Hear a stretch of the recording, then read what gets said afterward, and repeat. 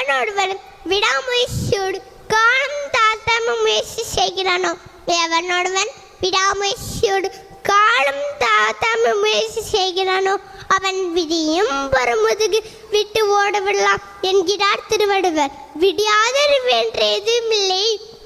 செடி வளரும் போது ஓசை இல்லை, மரம் முறியும் போது ஓசை உண்டு.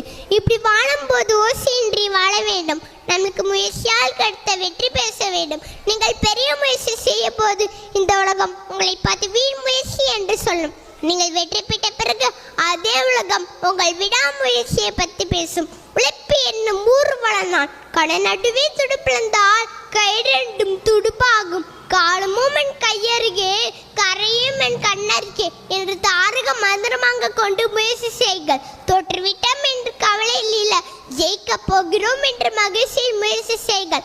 ஆம், முயற்சி திருவணியாகும்.